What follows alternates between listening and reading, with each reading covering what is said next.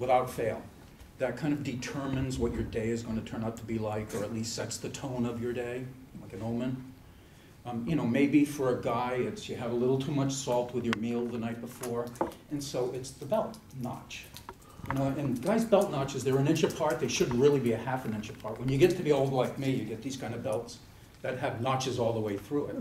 But if it's too tight, that can ruin your day. If it's too loose, you're always hitching your pants up during the day.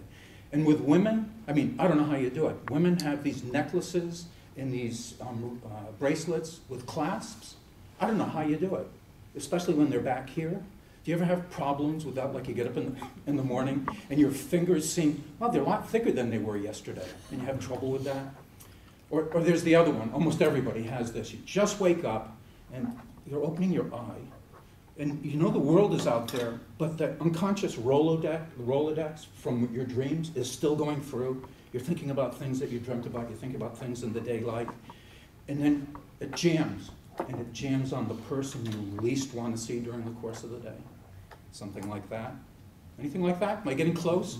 Or you're driving down Folsom Avenue, okay? You're a little bit late for that 8:30 meeting, and, oh, green light, yes. Second green light on Folsom, third green light on Folsom. You see the light at Butterfield. It's green, you're going to make it, and all of a sudden, about a half mile down the road, you see the headlight. It's coming, it's like 2 minutes away, but the gate closes down. You're going to be late for your appointment. Well, I have something like that. In my world, it's all about my tie. Now, especially gals, I know you're thinking, what's the big deal about a tie? And in fact, there shouldn't be a big deal about a tie. I measured my ties. I have 120 odd ties. My mother and wife and children and sisters wanted me to become the Imelda Marcos of the tie world. And they're all 60 inches, give or take. Give or take, they're all 60 inches. So it should be easy, right? Here's the head or the face. Here's the tail. It should be about halfway down. What do you think, Jason? I know you wear a tie. Then you kind of loop it around like this. You put it through. Okay. And with any luck at all, it should be just right. You want it to be right about where the belt is. When you tighten it up, boom, like that. You want the tail to be behind the head. Something like that. That's not too bad, okay? But that's not the problem. Well, what's the problem? If all belts, if all ties are the same length, if all ties are the same length,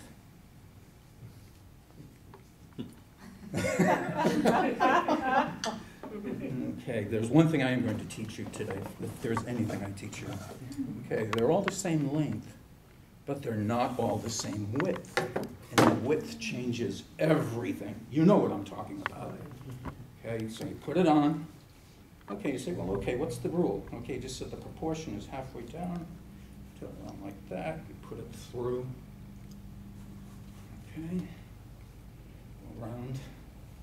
Now, they don't make ties like this anymore. This is my oldest tie. It's about 50 years old. These were really popular, especially for overweight salesmen in the 60s and 70s. Okay. Okay. Well, you know, this doesn't quite work. Now, so what does it look like? It looks like a bib. Well, it was perfect for the overweight salesman because he just, you know, go like this. And you see these guys with the soil ties. And if you see somebody like this, probably they're going to, because this is so short, or maybe sometimes it's too, they put it in here. If you have a blind date with somebody, ladies, or if you have a business appointment with a guy who's doing this, excuse yourself to go to the bathroom, take your purse with you, and don't go back. There's something deeply injured with somebody who does something like that. Okay, so that's the mechanics of it. Now, where did the personal side of my obsession came from? Well, it started when I was just a child. First communion. That was, oh, by the way, let me do this for you. This is a spectrum of ties. I have every tie in the spectrum. So when my wife buys me a shirt at Costco, it doesn't matter what color it is, because I've got a tie that's going to complement it. And just so you know, what's the spectrum? Do you know what the order of the spectrum is? Roy G. Biv. Roy, red, orange, oops, they switched. Green.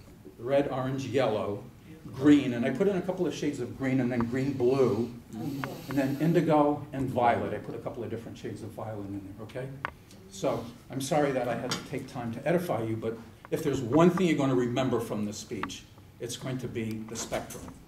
Okay, so it started when I was 11 or 12, First Communion. And my mother thought that that would kind of tether me to the faith and the family. Well, that didn't quite work. So she, in collusion with my wife and my sisters, and then my daughters when they became of age, they decided to just overwhelm me with a tie collection. Now, most people get to choose their own collection. Okay, it's memorabilia, it's stamps, it's jewelry, whatever it is. And a lot of that is personal history. You can kind of archaeologically look at people's collections and you learn a lot about them. Well, with me, it was kind of foisted on me. I didn't get to choose my collection. And so not only do I have a spectrum, but I've got ties from all over the world. I've got ties from Venice, from Florence, from Thailand. I could go through the world. But this is the one that I really like the most. My wife went to Alaska with her mother, and this is what they brought back to me. Brought back for me. Oh my God. I have never been able to wear this in public. Okay? Now, I find it obscene. My wife doesn't find it obscene. She thinks it's really neat and thinks that I just don't have the courage to wear it in public. Okay? Okay. So, now, no matter what the occasion was, whether it was Christmas, whether it was my birthday, whether it was our anniversary, Father's Day, whatever it was the same package when it came to gift exchange. It's about this long, this wide, and this thick. And every man knows what's in there. You can wrap it in foil, you can wrap it in solid foil, you can put candy cane wrapper on it, you can put paisley wrappers on it, and the man knows what it is. And that's when men get to be good actors, because they have to feign surprise. Oh my God, how did you know? That's just the color I didn't have. And for years I didn't have orange, and I finally got an orange one, and it made me feel much better. Okay. So that was kind of the personal side of my obsession with ties, but you know, it goes much deeper. There's a psychology behind this. There's three psychological aspects of a man in a tie. One is called sublimation. Okay. Sublimation has to do with doing something you instinctively really want to do, but you can't do it because society doesn't let you do it. Like your best friend is calling you with an urgent situation. You're expecting the call, the phone rings, best friend, help me. You go through the door, and your dog walks by right away. You want to kick the dog out of the way, but in the corner of your eye, you see the dog's fetch ball. So instead, you kick the fetch ball against the wall, the dog goes and gets the ball, and you answer the telephone. That's sublimation. It's doing something that has a social good instead of something that your first impulse is. Want me to stop? Well, you've already disqualified anyway, so keep going. Oh, keep going. Okay. All right. Okay, so, and sublimation with regard to a tie, you know, ties kind of look like swords. And so it's a sublimation, the psychologists say, for girding one's loins to go into battle. Now, girding one's loins is beyond the scope of Toastmasters. I can't get into the definition of that. But know that in our society, when men go out and compete with other men, they no longer kill them. They just take their business. And part of the success of some salespeople is considered the power tie. This is the power tie. It's a red tie. And I have to tell you something.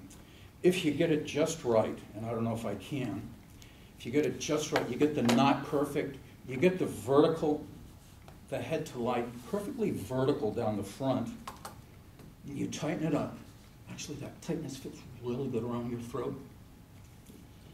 It seems to give you spine. You're ready to go in and close the sale. So that's sublimation. Now, the other thing is, some people say it's really an act of being fettered and collared. You know, the man's got me by the neck. In other words, an act of submission. But I think it goes way deeper than that. Look around the room. Who's wearing the color? Look what I've got. I look like a female duck. I've got browns on. I could blend in perfectly with the marshes. Look at you. You've got khakis on. You've got pale, bleached out grays and blues. Who's wearing the colors here? Well, usually it's the women. And so when you look at it, there's something unnatural about a man not having some kind of technicolor on him, you know, to give a man panache and flair. And you can look at the animal world. Who has the color, the peacock or the peahen?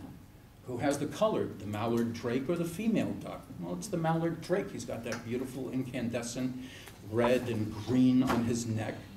And you look at the mandrill. The mandrill is my favorite animal. You know, the mandrill's the baboon-like thing, and it's got that incredible, on its muzzle, it's got the stripes, the scarlet red stripe and the cobalt blue stripe. Okay? I mean, it's just fantastic to look at. And then, of course, on its back end, it's got something that is just incredible. It's like a candy apple. It's a candy apple red. It's kind of like this. Okay? So that's the nature of man in the animal world, is to be able to flaunt some colors. And look what they've done to us. They basically bleached us out of colors. So I'm here to appeal to you men. You know, grab some color, put some color in your life. And so I know that I've lost my humor to the hyperbole that I was trying to put out here, but I think it was harmless. And so I'll just take my ties home with me. When I get home, I'll loosen my tie, I'll open my throat, and I'll let my voice really ring true. But in the meantime, no, it's still the morning, so I'll stay quiet, and I'll just take my ties home with me. I did want you to know that as quiet as I am, I think I can tie one on with the best of them.